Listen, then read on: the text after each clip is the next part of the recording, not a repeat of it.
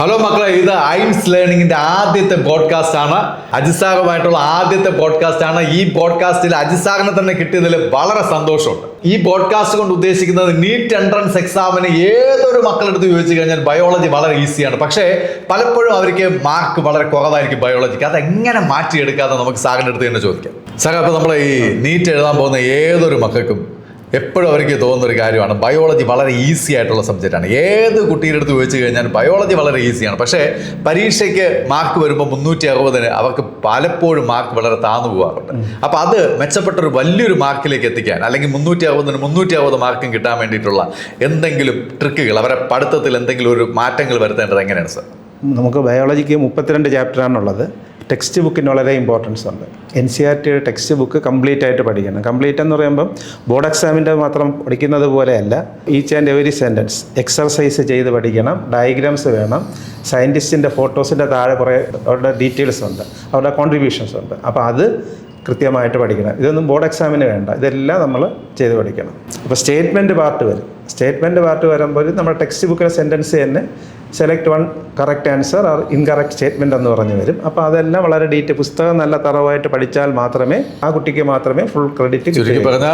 Text complete line by line ആയിട്ട് കൃത്യമായിട്ട് അതിൻ്റെ ഫാക്ട് എന്താണെന്നാണ് പഠിക്കേണ്ടത്. അതെന്താണ് കാണാതെ പഠിക്കേണ്ട, ബൈ ഹാർട്ട് ചെയ്യും. ചാപ്റ്റർ പഠിപ്പിക്കുമ്പോൾ അതിൻ്റെ ഡയഗ്രാം ഏത് പേജിലുണ്ടെന്ന് ചില കുട്ടികൾ പറയും. 185 അല്ലെങ്കിൽ 95 എന്ന് പറയും. പക്ഷെ ആ കുട്ടികൾക്ക് അതിൻ്റെ കണ്ടന്റ് ചിലപ്പോൾ ഓൾവേസ് അല്ലെങ്കിൽ സംടൈംസ് അങ്ങനെ ഒരു വാക്കൊക്കെ വെച്ചിട്ടായിരിക്കും ചിലപ്പോൾ സ്റ്റേറ്റ്മെന്റ് തെറ്റിച്ച് വരും. ടെക്സ്റ്റ് ബുക്കിലെ എന്തെങ്കിലും. അപ്പോൾ അത് കൃത്യമായിട്ട് അത് പറഞ്ഞ് അതിൻ്റെ ആശയം എന്താണെന്നുള്ളത് ബ്രെയിനിൽ ഫീഡ് ചെയ്ത് വെച്ചാൽ മാത്രമേ ആ ഒരു കുട്ടിക്ക് ഫുൾ ക്രെഡിറ്റ് കിട്ടുള്ളൂ. അല്ലാതെ മറ്റേ കുറേ ഇപ്പോൾ ഈയിടെയായിട്ട് ഈ നീറ്റ് പരീക്ഷയ്ക്ക് ഇപ്പോൾ ഈ വർഷം കഴിഞ്ഞ വർഷം 25 ഇഷ്ടംപോലെ സ്റ്റേറ്റ്മെന്റ് ക്വസ്റ്റ്യൻ ഉണ്ട്. അങ്ങനെയുള്ള വർഷങ്ങളിലാണ് കുട്ടികളുടെ ബയോളജി കംപ്ലീറ്റ് ആയിട്ട് വായിക്കാത്തതിന്റെ ഒരു പ്രശ്നമാണ്. അത് പല കേരളത്തിലെ തന്നെ പല പ്രമുഖമായിട്ടുള്ള കോച്ചിങ് സെന്ററുകളും അവരുടെ മോഡ്യൂൾ പഠിച്ചുകൊണ്ട് പോയാൽ മതി, അതിൽ നിന്ന് തന്നെ അവർക്ക് എല്ലാം സ്കോർ ചെയ്യാൻ പറ്റുമെന്നുള്ളൊരു അഡ്വർടൈസ്മെന്റ് കൊടുക്കുമ്പോൾ അതിന്റെ അതിന്റെ പിന്നാലെ ഈ പിള്ളേർ പോകുന്നത് ബുദ്ധിമുട്ടായില്ല. ഇല്ല പലപ്പോഴും നമുക്ക് ഞാൻ പലയിടത്തെയും പഠിച്ചിട്ടുള്ള കുട്ടികളും പറയാറുള്ളത്, അവർക്ക് ഔട്ട്സൈഡ് സിലബസ് പറയുന്നുണ്ട്. NCERTയുടെ NDA ഇറക്കുന്ന സിലബസ് ഉണ്ട്, അതിനകത്ത് നിന്നുകൊണ്ട് മതി.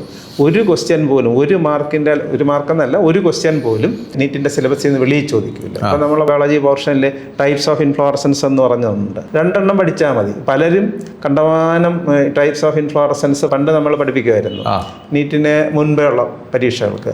അതെല്ലാം ഇപ്പോഴും പഠിപ്പിക്കുന്നവരുണ്ട്. ടൈപ്സ് ഓഫ് ഫ്രൂട്ട്സ്, അങ്ങനെ കുറേ ശരി. അപ്പം കുട്ടികളുടെ അടുത്ത് പറയുകയും ചെയ്യും, മറ്റ് ഇൻസ്റ്റിറ്റ്യൂട്ട് ഇതൊന്നും പറയില്ല, ഇതെല്ലാം പഠിച്ചോളണം എന്ന് പറയും. അങ്ങനെയല്ല. ഇപ്പം അതുപോലെ തന്നെ കുറേ ബോർഡ് എക്സാമിന് ഇല്ലാത്ത ഫാമിലീസാണ് സിലബസ്.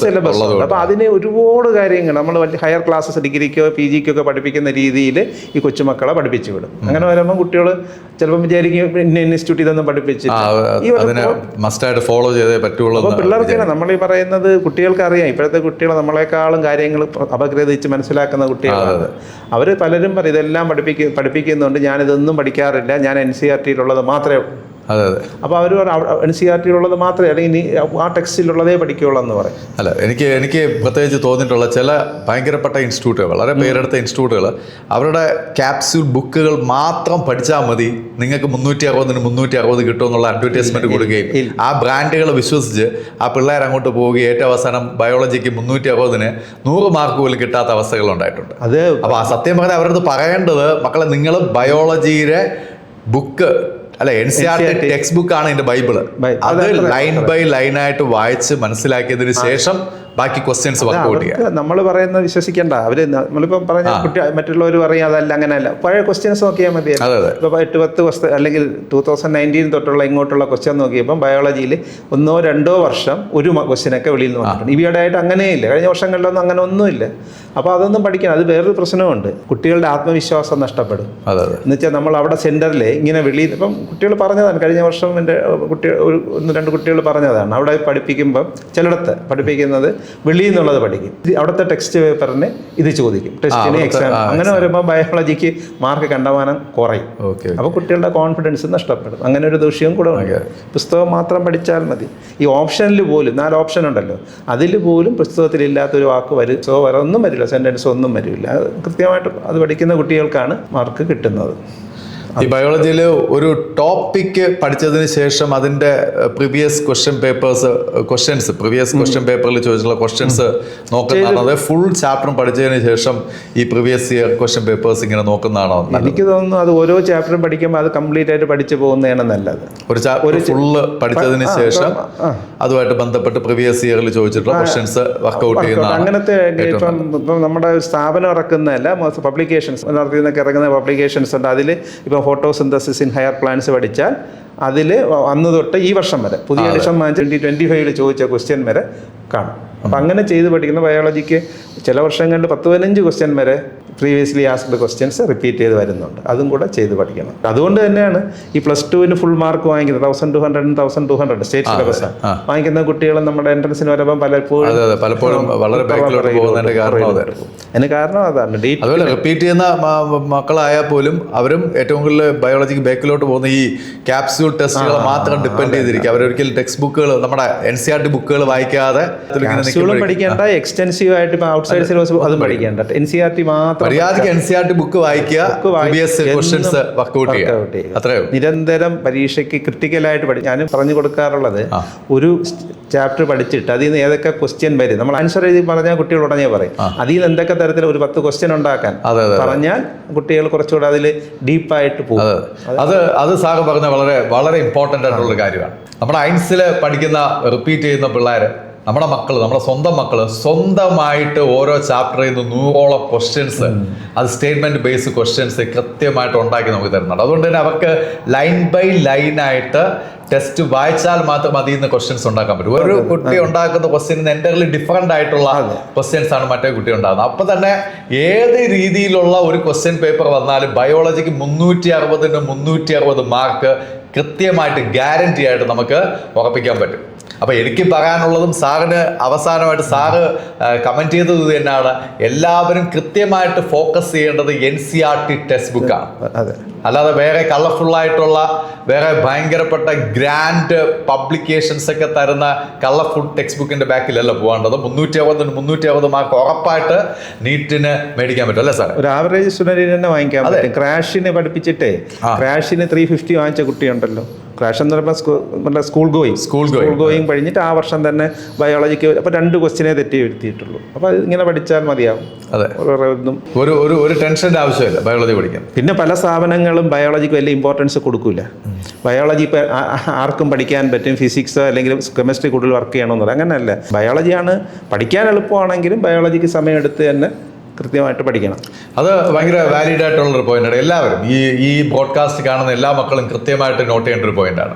ബയോളജിയിൽ നമുക്ക് 360 മാർക്ക് അവിടെ കിടപ്പുണ്ട്. അതാണ് ബേസ്.